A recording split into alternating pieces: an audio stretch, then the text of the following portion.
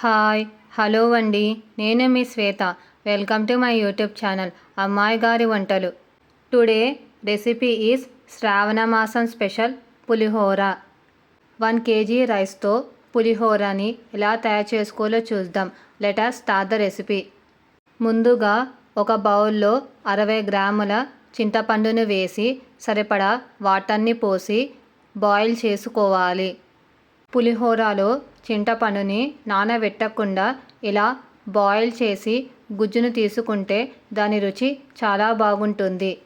చింతపండును 5 minutes boil చేసి దించేసుకోవాలి.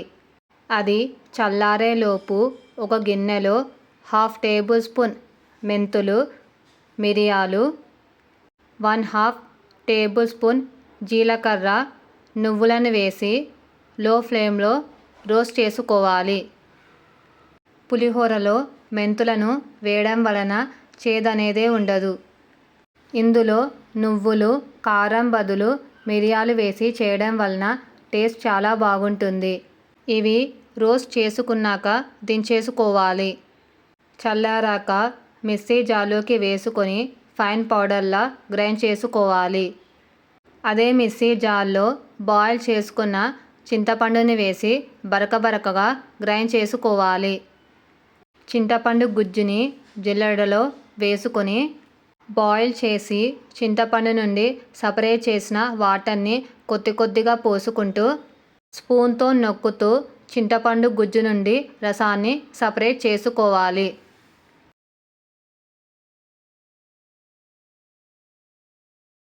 చింతపండు గుజ్జులో 1/2 tablespoon పసుపు, సరిపడా ఉప్పు, 4 నుండి 5 పొడుగ్గా చీల్చుకున్న పచ్చిమిర్చిని వేసి ఒకసారి గరిటెతో కలుపుకొని లో ఫ్లేమ్లో 5 to 10 minutes బాయిల్ చేసుకొని దించేసుకోవాలి.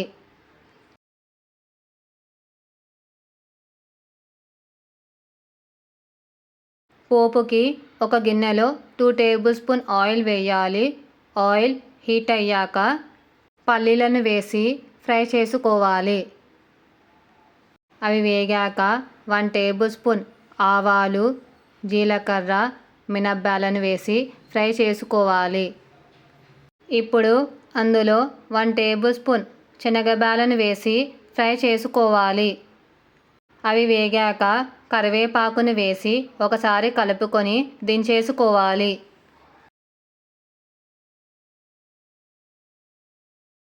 ఉడికించిన 1 kg రైస్ని ఫ్యాన్ కింద పెట్టి చల్లార్చుకోవాలి. అది చల్లారాక గ్రైండ్ చేసుకున్న పొడి, చింతపండు గుజ్జు, పోపుని వేసి కింది నుండి పైకి అంతా బాగా కలిసేటట్టు కలుపుకోవాలి. అంతే, గుడిలో పెట్టే ప్రసాదం పులిహోర రెడీ. శ్రావణ మాసంలో పులిహోరను చేసి అమ్మవారికి నైవేద్యంగా సమర్పించండి. మీకు ఈ రెసిపీ నచ్చితే ఒక లైక్ చేయండి. మీ లైక్ నాకు బూస్టప్ని ఇస్తుంది. అలాగే మీ ఫ్రెండ్స్కి, రిలేటివ్స్కి షేర్ చేసి మరిన్ని వీడియోస్ కోసం ఛానల్ని సబ్స్క్రైబ్ చేసుకొని వీలైతే రెసిపీని ట్రై చేసి ఫీడ్బ్యాక్ రూపంలో నాకు కమెంట్ చేయడం మాత్రం మర్చిపోకండి.